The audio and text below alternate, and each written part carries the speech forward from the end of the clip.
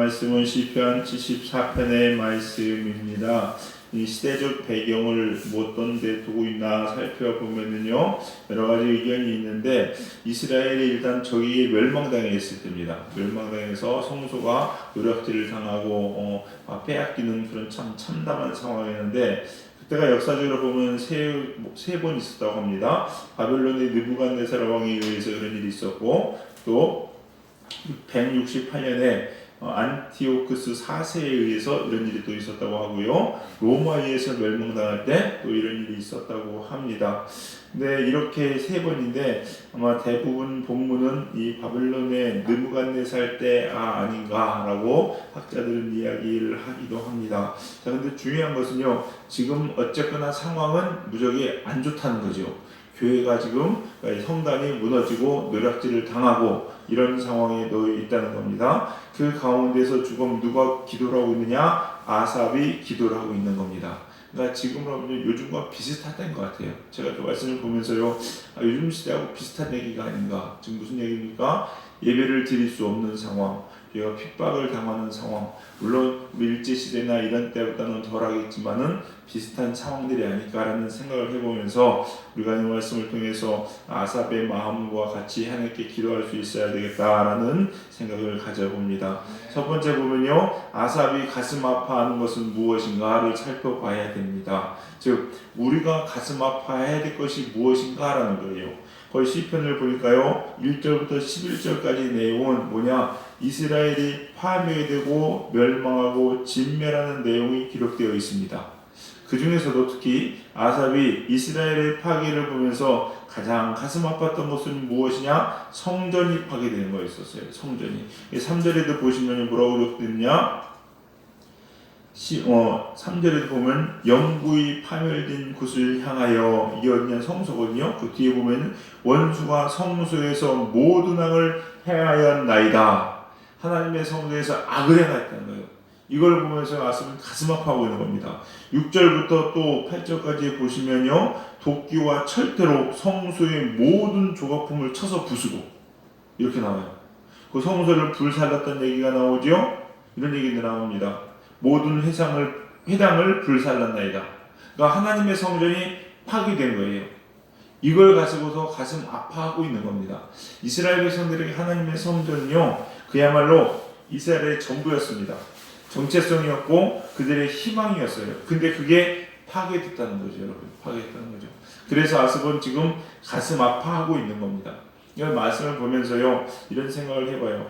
과연 나는 혹은 여러분은 무엇에 제일 가슴 아파하는가? 무엇이 요즘 시대에 여러분이 정말 가슴을 치며 통탄하면서 눈물을 흘리는 일들이 돼야 되는가? 어떤 사람은요, 코로나 때문에 가게 문 닫아서 돈이 없어가지고 돈을 못 벌어서 가슴 아프다고 하는 사람이 있을 수 있겠죠?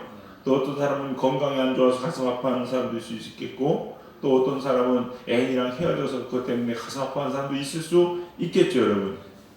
그 사람이 무엇 때문에 가슴 아파하고 무엇을 가장 소중히 여기는가가 바로 그 사람입니다.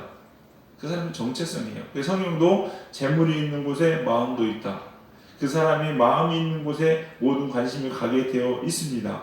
그러면은 신앙인들에게는요, 무엇이 가장 중요해야 되겠습니까? 예배입니다. 믿음입니다. 신앙입니다.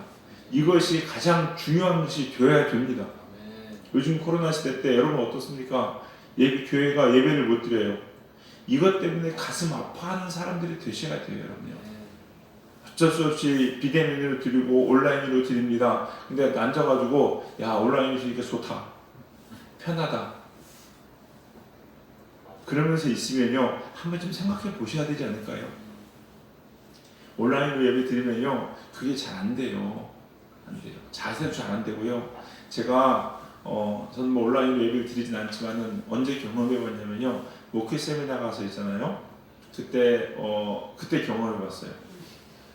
왜냐하면 목회 세미나에 신청하신 분이 200명이 넘습니다. 근데 공간은 원래 좌석은 거의 한 백백억에서만 800명도 들어갈 것 같아요. 넉넉하게 앉아도 500명은 충분히 앉습니다. 그런 공간인데도 이 방역 때문에 인원에 제한을 둔 거예요. 그래서 신청한 80명을 나눴더라고요. 다 나눠가지고 A조는 이번에 현장 와서 강의를 듣고 나머지 분들은 TV를 연계해서 방에서 할 테니까 방에서 보라는 거예요. 근데 저도 현장에서 직접 가서 강의 들을 수 있는 시간이 두 타이밍밖에 없었어요.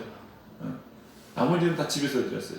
그러니까 솔직히 저희 아내 같은 경우는 애들 보면서 거기 갈 수가 없는데 들으니까 유익이 하긴 했겠죠. 근데 제가 거기 앉아서 보다 보니까요, 그게 집중이 안 돼요. 예배 드리는 것처럼 안 됩니다. 일단 딱 어디서 자세가요, 옷 입고 앉아가지고 딱 정자세로 앉아서 듣는 게 아니라 일단 침대에 눕습니다. 그냥 누워가지고 팔 대고 그러고 듣는 거예요. 그러다 애 무슨 뭐 쫓아나가고 조금 화장실 갈 것 같으면 강의 들을 땐 참지요. 화장실 가는 거예요. 그냥 갈증 나면 그냥 음료수 마시고 그러면서 보게 돼요, 여러분요. 이게 근데 그거는 소위 강의니까 내용만 들으니까 들은다 치지만 예배는 다르잖아요. 그러면은요, 우리가 진짜 하나님 앞에 가슴 터지는 이 예배를 드릴 수 없는 거에 대해서 가슴 아파할 수 있어야 되거든요. 코로나니까 어쩔 수 없지. 아니, 그렇지 않습니다. 그렇게 따지면은요, 나중에 우리가 예배 드릴 수 없는 상황이 돼도 그러면 어쩔 수 없는 거지 뭐, 이렇게 하실래요? 그럼 북한에 있는 사람들은 예배를 못 드리잖아요. 그런 사람은 북한이니까 예배 못 드리는 거 어쩔 수 없지, 하나님 알아서 구원해 주셔야 되는 거 아니에요? 이럴 거예요? 그들을 왜 목숨 걸고 지하 굴에 들어가서 예배 드리고 숨 죽여가면서 통성기도 하고 입만 뻐근대가면서 찬양하면서 그렇게 예배를 드릴까요? 여러분, 예배의 소중함을 아셔야 되고요, 기도의 소중함을 아셔야 됩니다.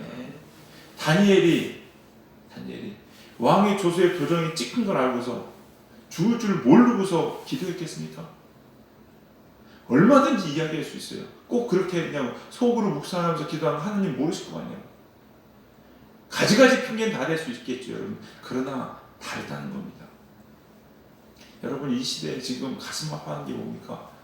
물론 자영 아파하시는 분들 힘든 거 압니다. 그분들이 힘든 걸 무시하는 거나 또 외면하는 건 아닙니다.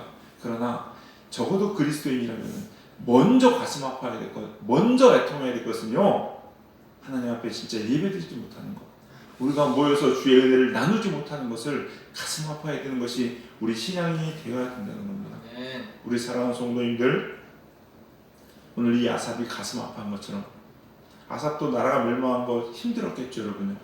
그러나 이 아삽은요, 나라가 멸망한 것 이전에 성전이 파괴되는 것을 더 가슴 아파했다는 걸 꼭 기억하시면서 우리도 예배를 더 소중히 여기고 정말로 하나님의 나라와 하나님의 말씀을 귀하게 여길 수 있는 저와 여러분 되시기를 주님의 이름으로 간절히 축원합니다. 두 번째, 그러나 아삽이 희망을 가지고 있었던 것은요, 하나님의 은혜 때문이었다는 겁니다.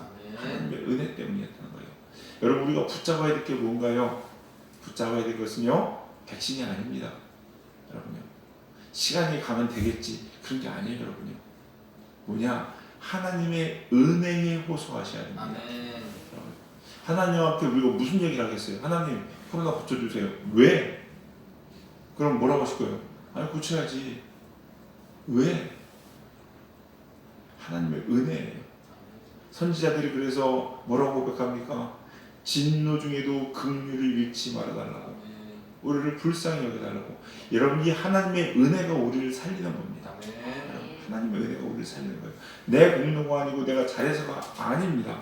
오늘 본문도요, 12절부터 23절까지 다른 얘기 아닙니다. 하나님의 은혜에 호소하고 있는 거예요. 하나님의 은혜에 호소하고 있는 거예요. 우리 사랑하는 성도님들, 시대를 보면서요, 그런 생각을 합니다.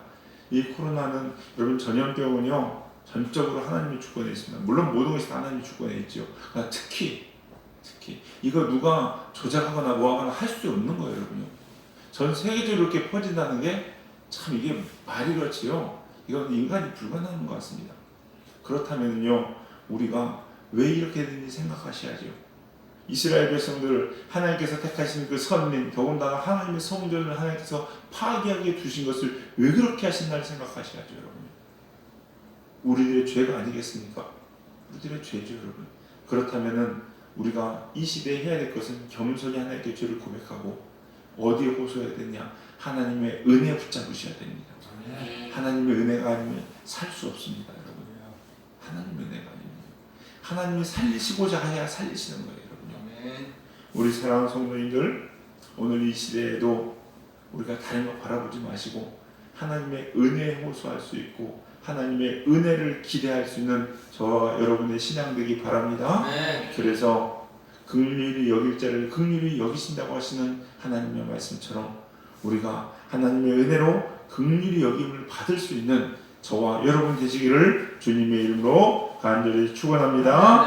기도하시겠습니다. 사랑과 은혜가 풍성하신 주님 감사합니다. 오늘 이 새벽에도 하나님의 귀한 음성을 듣습니다. 하나님, 저희들 살면서 우리들이 가장 귀중하게 여기고 소중하게 여겼던 것이 무엇인지 하나님 이 새벽에 다시 한번 돌아봅니다.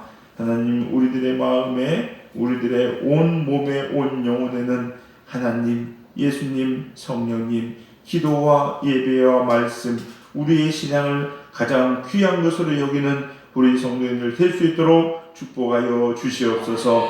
그래서 이 모든 것을 우리의 가장 최우선으로 두고 살아가는 저희들 되게 하여 주시옵시고, 예배를 드릴 수 없는 이런 시대를 보면서 가슴을 치면서 주님 앞에 회개하며 통탄할 수 있는 신앙인들 될 수 있도록 은혜 내려 주시옵소서.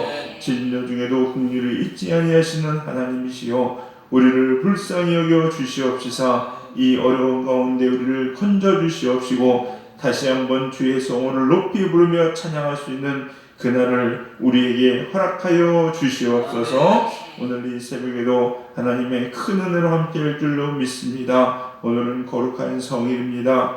하나님, 신령과 진정으로 하나님을 예배하는 자들이 고개를 들어 소리를 높여 주님을 예배하는 오늘 될 수 있도록 인도하여 주시옵소서.